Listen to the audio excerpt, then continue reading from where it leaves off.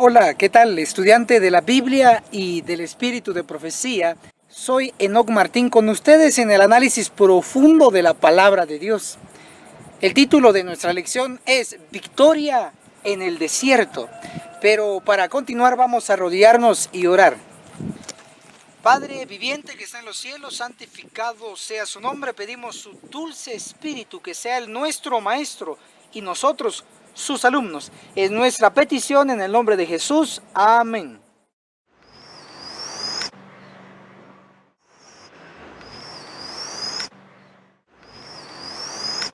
Primer punto, Emanuel, desde la perspectiva profética. Emanuel está citado en Isaías capítulo 7, verso 14 y dice: por tanto el Señor mismo os dará una señal. La Virgen concebirá y dará a luz un hijo y se llamará Emanuel.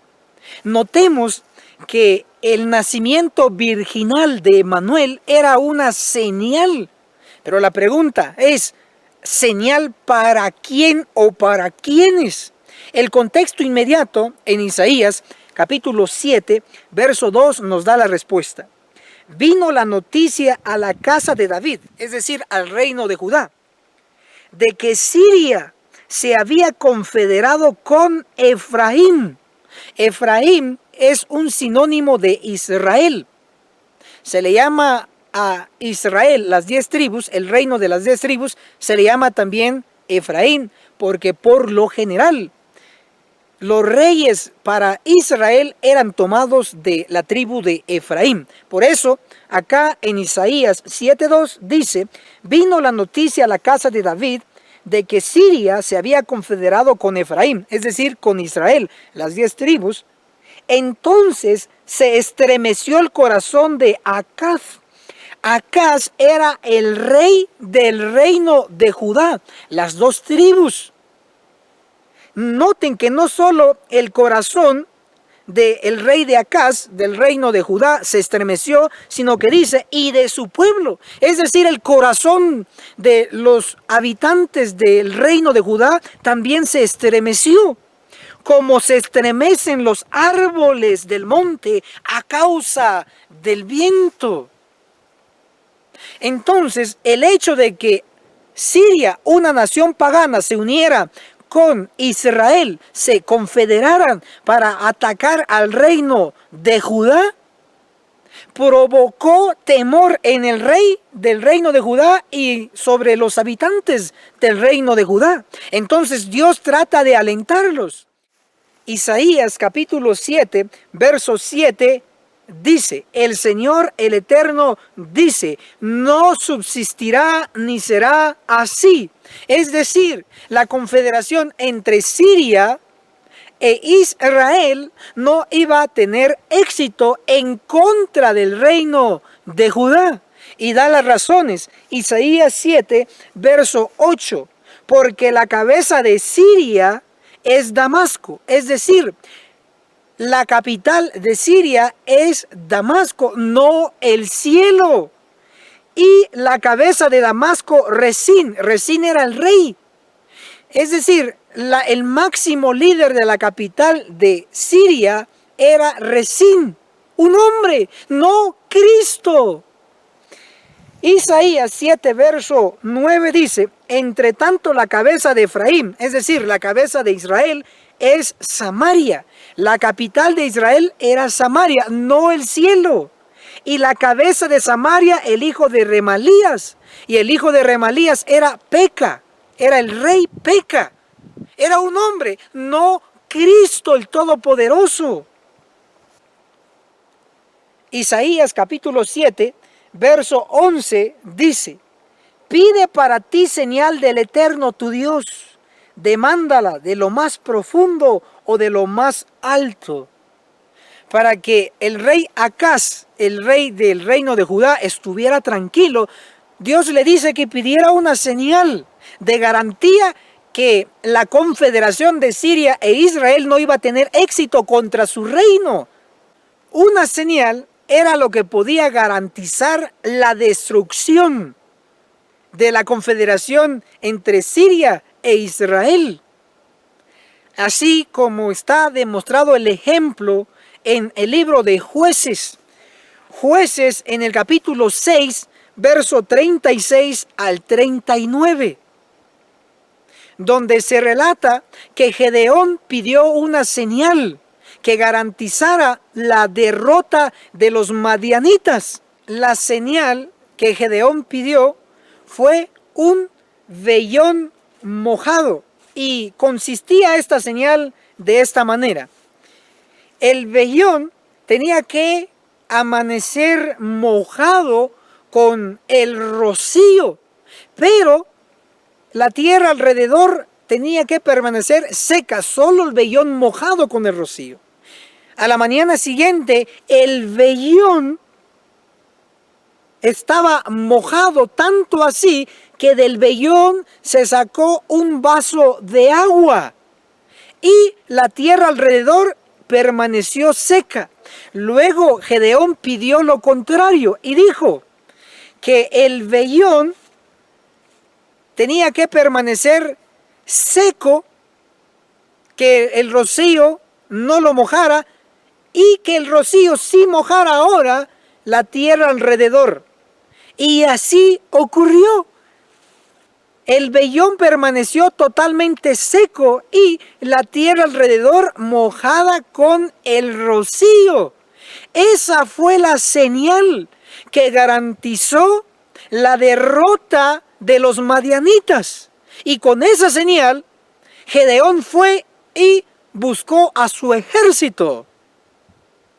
Acá vemos un principio establecido. Primero se pone la señal, es decir, se ve la señal, y luego se cumple lo pronosticado. Es decir, en este caso, la destrucción de los madianitas. En el caso del reino de Judá, Dios le dice al rey Acaz que pida una señal, pero él se niega a pedir la señal que garantizara la destrucción de esta confederación entre Siria e Israel. Como Acaz se negó a pedir una señal, entonces Dios le da una señal. Isaías capítulo 7, verso 14 dice: por tanto el Señor mismo os dará una señal. La Virgen concebirá y dará a luz un hijo y se llamará Emmanuel. La señal que Dios le dio al rey Acaz del reino de Judá, que garantizaría la destrucción de la confederación entre Siria e Israel, era que una virgen iba a concebir, iba a dar a luz un hijo, y que se iba a llamar Emmanuel. Lo interesante es que esta señal en el tiempo de el rey Acaz no se cumplió, no ocurrió. Sin embargo, la confederación entre Siria e Israel fue destruida, no tuvo éxito. Eso lo podemos ver en Isaías capítulo 8, verso 4. Porque antes que el niño sepa decir Padre mío y Madre mía, la riqueza de Damasco, la capital de Siria, y los despojos de Samaria, la capital de Israel, serán llevados a la presencia del rey de Asiria. Noten que el rey de Asiria tenía que despojar a los dos reinos confederados. Isaías capítulo 8, verso 6. Por cuanto este pueblo, el pueblo de Israel, desechó las aguas de Siloé, es decir, la protección de Dios, que corren mansamente, y se regocijó con Resín, el rey de Siria, con el hijo de Remalías, el rey de Israel. Verso 7, el Señor hace subir contra ellos, contra el rey de Siria y contra el rey de Israel, contra los dos reinos. El Señor hace subir contra ellos las impetuosas y muchas aguas de ríos, a saber, al rey de Asiria con todo su poder, quien desbordará todos sus ríos e invadirá todas sus riberas. Se pronosticó la destrucción de la confederación entre Siria e Israel a través de la potencia mundial de aquel tiempo llamada Asiria. La historia sagrada muestra que el rey de Asiria vino y destruyó al reino de Siria, vino y destruyó al reino de Israel. Se cumplió. Sin embargo, la señal que garantizaba la destrucción de la confederación entre Siria e Israel, esa señal no ocurrió en el tiempo del rey Acaz. No lo vio el reino de Judá, contemporáneo del rey Acaz. No lo vieron, no ocurrió esa señal, aunque sí se cumplió la destrucción de la confederación entre Siria e Israel. Este punto llama nuestra atención, la absorbe completamente. ¿Por qué no se cumplió la señal en el tiempo del rey Acaz? Y la única conclusión factible es que la confederación entre Siria e Israel solo fue un tipo, un ejemplo de una confederación en la era cristiana. Es decir, después de que naciera Emmanuel. Recordemos que Emmanuel sí nació, el nacimiento virginal de Cristo sí ocurrió, pero siglos después de que existió el rey Acaz, siglos después de que existió esta confederación entre Siria e Efraín, entre Siria e Israel. Eso implica que la confederación entre Siria e Israel fue un tipo, un ejemplo de alguna confederación que debe ocurrir en la era cristiana, en la era de Emmanuel. Habrá una confederación entre el Estado y la iglesia. Esa confederación debe repetirse en la era cristiana, nuestro tiempo. El profeta Isaías, en el capítulo 8, del verso 8 al 10, habla de ello. Leamos. Verso 8. Y al pasar por Judá, inundará, llegará hasta la garganta, extenderá sus alas y llenará la anchura de su tierra. Oh Emmanuel. Verso 9. Reuníos, pueblos, que seréis destrozados. Oíd todos los que sois de lejanas tierras, preparaos y seréis destrozados. Disponeos para la batalla y seréis destrozados. Verso 10. Tomad consejo y será deshecho. Proferid palabra y no será firme, porque Dios está con nosotros. Notemos que la inspiración se dirige a Emmanuel. Y Emmanuel, de acuerdo a Mateo capítulo 1, verso 23, se está refiriendo a Cristo. Antes que Cristo naciera a través de la Virgen María, Cristo no tenía ese nombre de Emmanuel. Pero a partir de que Cristo nace de la Virgen María, Cristo adquiere el nombre de Emmanuel. Es decir, el nombre de Emmanuel solo se le aplica a Cristo después de su nacimiento. Cuando Isaías, capítulo 8, verso 8, dice, oh Emmanuel, se está dirigiendo a Cristo, ya con su naturaleza humana. Cuando Cristo existe como Emmanuel, llega a existencia también la era cristiana. Isaías, capítulo 8, verso 8, la inspiración se dirige a Cristo como Emmanuel, implicando que el verso 8 se cumple directamente en la era de Emmanuel, en la era cristiana. Y la continuación del verso 8 es el verso 9, donde dice, reuníos pueblos que seréis destrozados, implicando que esta asociación, que esta confederación de pueblos está en la era cristiana, está en la era en la que Emmanuel vive, en nuestra era.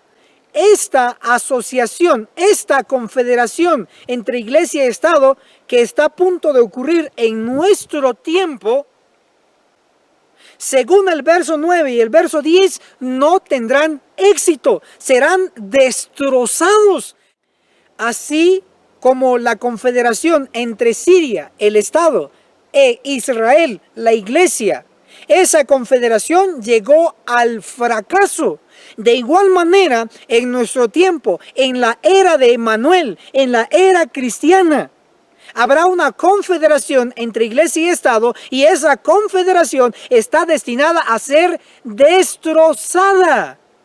No tendrá éxito. ¡Qué maravilla! Esta verdad se ve en el tipo y se repite en el antitipo. Esta confederación de nuestro tiempo está registrada en Apocalipsis capítulo 17, bajo el simbolismo de la bestia escarlata y la mujer sentada sobre ella. Apocalipsis 17, verso 3, específicamente describe a la bestia con 7 cabezas, 10 cuernos, y el color de la bestia escarlata, roja, y sentada sobre ella una mujer. La mujer, símbolo del sistema falso de religión, y la bestia escarlata, símbolo del mundo. Tanto lo religioso como el Estado se unirán, pero a darle una lectura superficial a Apocalipsis capítulo 17, encontramos que esta unión, esta confederación entre iglesia y Estado será disuelta. El pueblo de Dios purificado de ese entonces no será dañado por ninguna confederación. Isaías capítulo 7, verso 14 menciona a Emmanuel con su nacimiento virginal. Es decir, Emmanuel es un hijo según el Espíritu. Isaías capítulo 8, verso 3 menciona a Maher Salal Hasbaz, un hijo nacido según la carne, según lo natural. Ambos personajes habían de nacer en Judá, es decir, en la iglesia. Tanto Emmanuel como Maher Salal Hasbaz son símbolo de personas, de hermanos en nuestro medio. Esta misma verdad lo encontramos en las vidas de Ismael e Isaac. Ismael fue un hijo según la carne. Isaac fue un hijo según el Espíritu. Eso lo podemos corroborar en Gálatas capítulo 4 del verso 22 al verso 29. Es decir, en nuestro medio hoy hay miembros según el Espíritu y hay miembros según la carne. Cuando hablamos de Emmanuel, encontramos que Emmanuel es Cristo, y Cristo tuvo una preexistencia, es decir, ya existía antes de nacer a través de la Virgen María. Pero cuando nació a través de la Virgen María, podemos decir que renació, por decirlo así. Y a los que Emmanuel representa, deben experimentar también un segundo nacimiento, nacer de nuevo, tal como está registrado en San Juan capítulo 3, verso 3. Los que hoy en la iglesia, nuestra iglesia, han experimentado o están experimentando el segundo nacimiento, un cambio, una renovación, una reforma en sus vidas. Todos los que estamos efectuando una reforma en nuestras vidas rotundamente completa, estamos representados por Emanuel. Pero los que hoy están en medio nuestro y no han experimentado un segundo nacimiento, al igual que Maher Salal Hasbaz, puesto que él no tenía una preexistencia, solo nació una vez, implica que representa a aquellos que hoy están en la iglesia y aún no han experimentado un segundo nacimiento, no han vuelto a nacer, no se han reformado, no llevan la reforma en ningún ángulo. Siguen siendo iguales cuando estaban en el mundo, solo que ahora cambiaron de títulos, mundanos a adventistas. No han experimentado un segundo nacimiento, y eso es una realidad en nuestro medio. Espero en el nombre de Cristo Jesús, nuestro Redentor, que los que estamos ahora involucrados en este análisis profundo, estemos representados por Emanuel, seamos emanuelitas y no estemos representados por Maher Salal Hasbaz, alguien que no experimenta un segundo nacimiento. ¡Qué maravilla! Dios nos está haciendo un llamado a realizar el segundo nacimiento. Experimentémoslo y veremos sus resultados positivos, que al final nos encontraremos con la vida eterna. Pero los que no lo experimenten se encontrarán con la muerte eterna. Y espero que no sea con la espada de los santos ángeles cuando ocurra el juicio de los vivos en nuestro medio. Seamos de los sobrevivientes.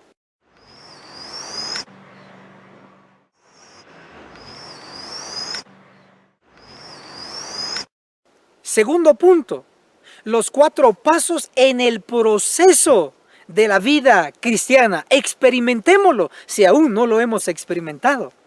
Paso número 1, de acuerdo a Mateo capítulo 3, verso 8 dice, producid frutos dignos de arrepentimiento. Lo primero que debemos de hacer es arrepentirnos. Segundo paso en la vida cristiana. Mateo capítulo 3, verso 13. Entonces Jesús vino de Galilea a Juan, al Jordán, para ser bautizado por él. El segundo paso es experimentar el bautismo por inmersión. Veamos ahora cuál es el tercer paso en la vida cristiana.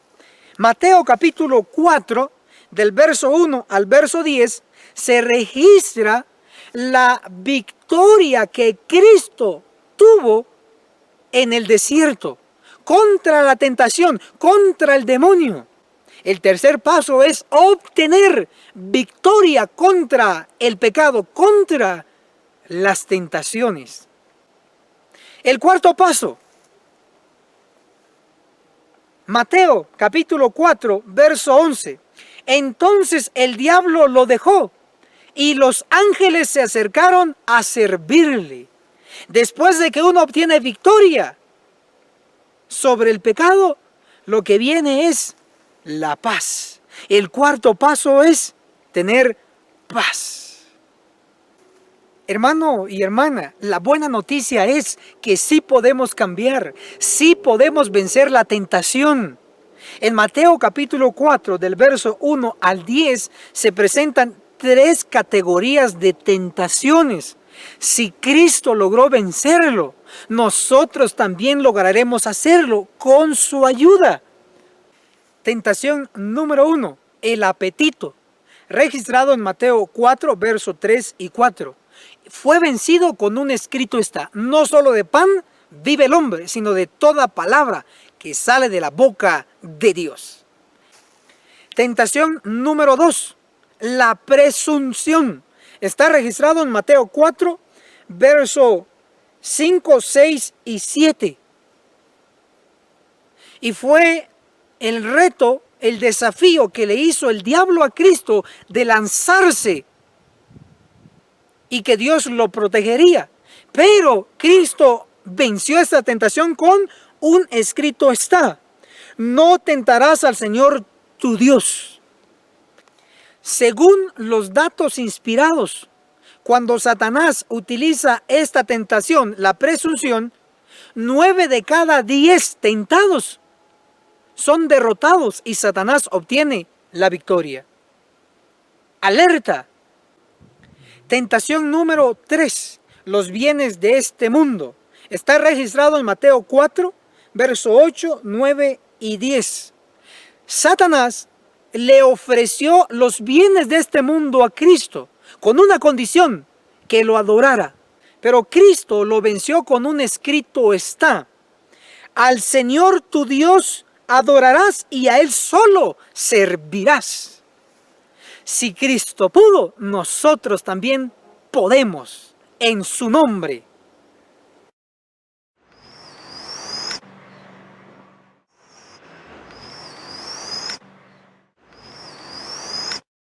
Nos vemos en la sección de preguntas y respuestas en relación a nuestro tópico. Pasamos a nuestra sección de preguntas y respuestas de escuela sabática. Número 1. ¿Cuál es la fecha exacta del bautismo de Jesús? Para saber la fecha del bautismo de Cristo, primero debemos saber la fecha de la crucifixión de Cristo. Mateo capítulo 26, versos 19 al 21 dice así: los discípulos hicieron como Jesús les mandó, prepararon la Pascua. Al atardecer, Jesús se sentó a la mesa con los 11 y mientras comían les dijo: os aseguro que uno de vosotros me ha de entregar. La fiesta de la Pascua está relacionada con la traición y con la crucifixión de Cristo.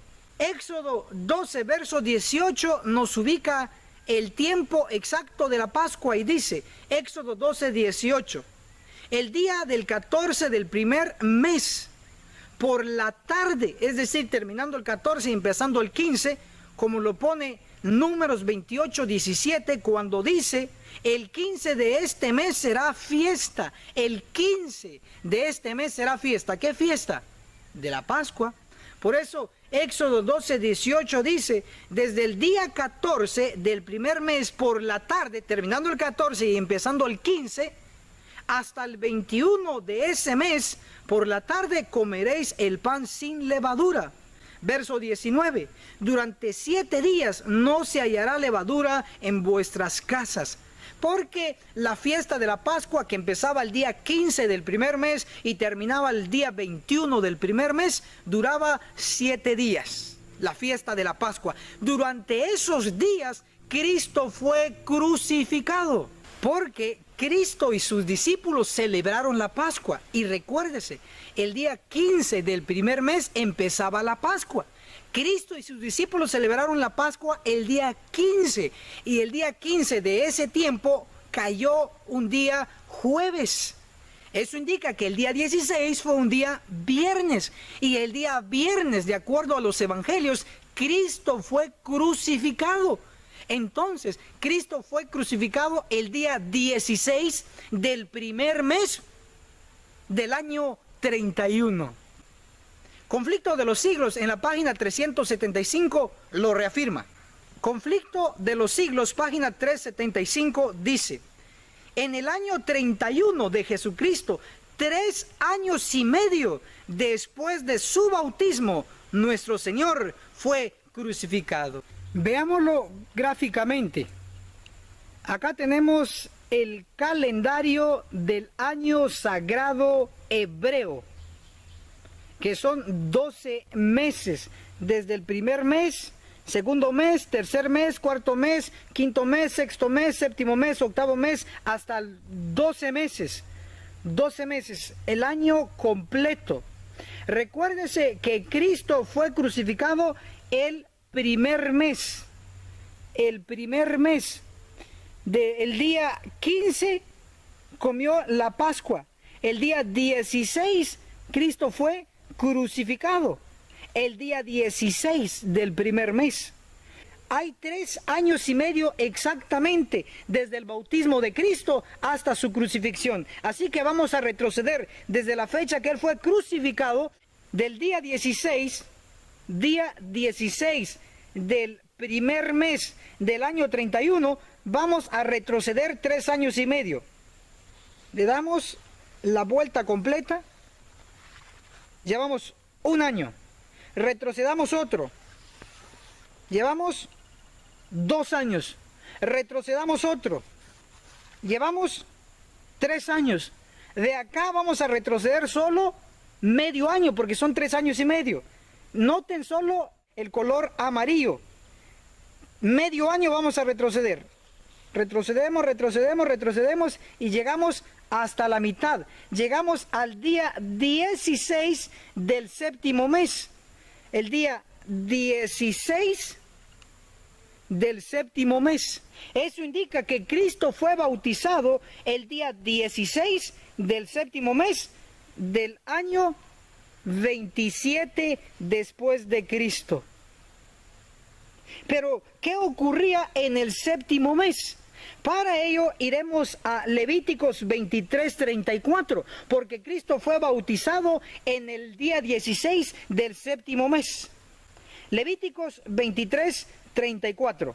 Leeremos: di a los israelitas, el día 15 del séptimo mes empieza la solemne fiesta de las cabañas en honor del Eterno durante 7 días. La fiesta de las cabañas empezaba el día 15 hasta el día 21 del séptimo mes. 7 días de fiesta, desde el día 15 hasta el día 21. Y Cristo fue bautizado, de acuerdo al análisis que hemos visto y con la evidencia que hemos presentado, Cristo fue bautizado el día 16 del séptimo mes del año 27. Es decir, Cristo fue bautizado dentro de la fiesta de las cabañas, dentro de la fiesta de los tabernáculos.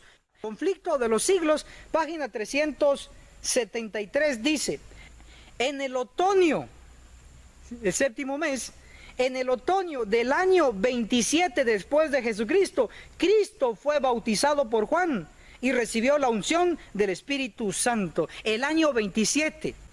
Veámoslo gráficamente. Cristo fue bautizado el día 16 del séptimo mes del año 27. Y Cristo fue crucificado el día 16 del primer mes del año 31. El sepulcro de agua en el bautismo de Cristo prefiguró el sepulcro de piedra donde fue puesto nuestro Señor Jesucristo. Esto se llama tipo y antitipo, perfección de la palabra de Dios. También coincide los 40 días del conflicto victorioso de Cristo contra Satanás en el desierto con los 40 días de ministerio victorioso de Cristo para sus discípulos después de su resurrección, basado en Hechos 1, verso 3. Esto se llama tipo y antitipo. Y esto fue nuestra escuela sabática profundizada. Vamos a darle gracias a nuestro Dios a través de la oración. Arrodillémonos. Padre viviente que está en los cielos, santificado sea su nombre. Gracias porque nos ha enseñado a través del volumen sagrado. En el nombre de Cristo Jesús. Amén. Hermano y hermana, si aún no se ha suscrito en nuestro canal en YouTube, suscríbase y recibirá un video nuevo cada semana. También puede hacer su comentario acá abajo, su pregunta, o puede localizarnos a través de la red social de Facebook bajo el nombre de Enoch Marshalls. Hasta la próxima.